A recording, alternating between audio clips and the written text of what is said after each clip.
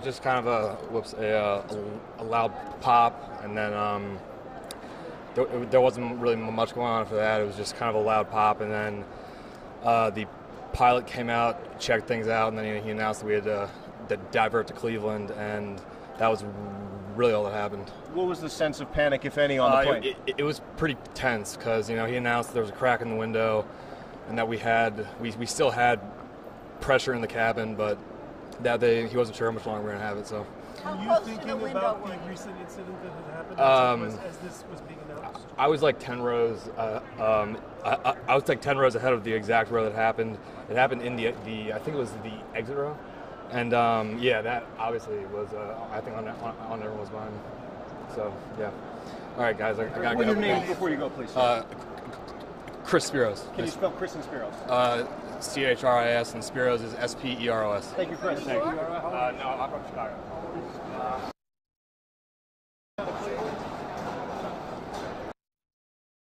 Out of Cleveland? Where? Can I talk to you, please? Sure, why not? Tell me, just give me the description of what happened. Yeah, absolutely. So we were flying from Chicago to here, and about, I guess we were probably about 30 minutes outside of Cleveland. There was a loud pop, and then we looked over our shoulder and saw you saw people kind of scattering, and then flight attendants came back and checked. Then the pilot came back and checked, and then they told us we were diverting to Cleveland. Did your minds immediately go to the last Southwest incident? No, I mean, I would say my biggest concern was it was the wing. People were looking out the window, so we were thinking, oh gosh, what's wrong with the wing? But when we found out it was the window, I was like, okay, that's a little bit more manageable. So, overall, I would say the crew did a great job keeping everybody calm and making sure everybody was taken care of and handled the incident very well. Can you describe what you heard again? I'm sorry.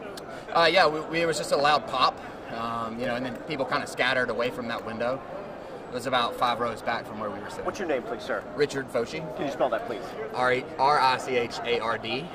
Foshee. From here, Chicago, or where are you from? We came actually out of Nashville, so we connected in Chicago this morning. Thank you very much. Absolutely. What name again? Can you talk to me about what happened? Just step me through what happened. Sure. We were on the plane, heard a very loud noise, and we thought it was something kind of falling out from on top. And then the woman sitting next to a window said, oh, something flew into the window, something cracked the window. And so all the seats around the window just kind of, they ran away, the people on the thing, and it was cracked through. And so then the air flight attendants came there and they checked it out. The pilot came out, and they said as precaution they were just going to take us down and doing a landing in Cleveland. It's hard to tell from the picture, but literally, could you feel the air coming in, or was the outer plastic? It was just the outer layer of glass. There was kind of a little chunk out the bottom, and we were sitting right across, 1 row up. But you couldn't feel anything, and we felt safe. I mean, it was kind of initial shock when it first happened, but the crew and the pilot were great. Did your mind go to the last Southwest incident? Of course. We talked about it right when we came on the plane. I said I shouldn't have talked about that when we got on here. So, and the pilot said he's been flying since '96, and he had never been on a flight like that happened. So I think it was pretty critical in the sense, but they took everything into their hands and took care of it. So it was great. Your name, please, ma'am. Sylvia Styka. Can you spell that, please? Sure, Styka. And spell Sylvia, too. Sylvia. Just thought so, but wanted to check. Do you have any pictures or video from the plane? I have a photo, yeah. Can you show me, please? Sure. Thank you. Where do you live, Sylvia? In Chicago.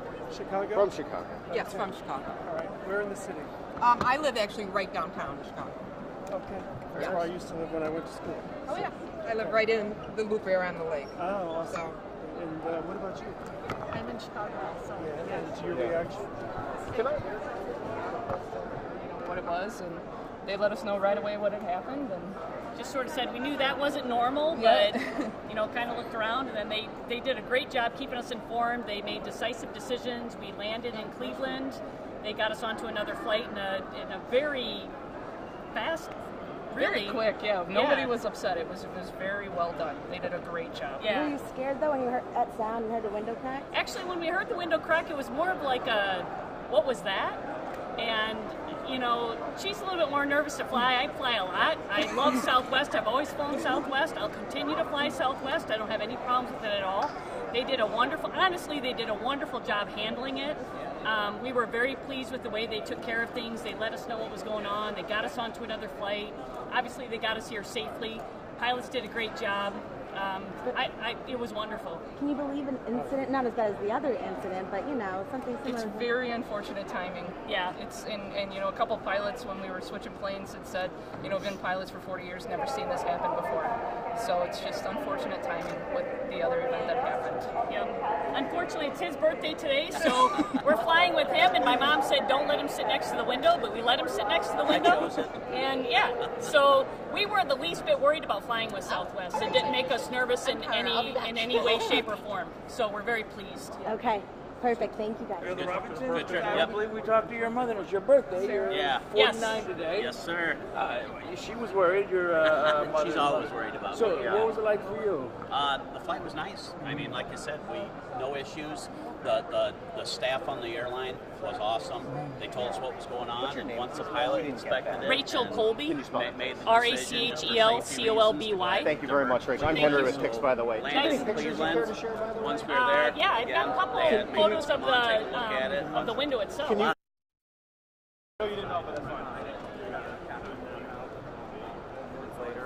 He looked at it. Everybody was calm and collected. I know there's one passenger that was sitting right next to the window, and I think she had a difficult time. But everybody else was pretty relaxed about the whole thing, and to Southwest's credit, right? We landed and we're an hour late, and we landed in Cleveland, switched planes, and still managed to get here. So it should be a credit to them and their ability to. From an operations perspective, to be able to turn a crew around like that and their training program and everything else, and I give them a lot of credit, and of course that's why I made a list with them. Let me ask you this, you sound like you still have a little anxiety. Yeah, I mean, look, I would be lying if you were on a plane and you saw the pictures of what that window looked like. I mean, it'd freak anybody out to see something like that, but by the same token, they could have done something rash and caused, more potential danger in the process of trying to overreact to something that, in this case, they were able to make all the right decisions and follow whatever their protocols are. Describe again the sound you heard initially. To me, it sounded like somebody had opened an overhead and then slammed it really hard. That hollow click sound almost is what it sounded like to me. So, that's what I heard.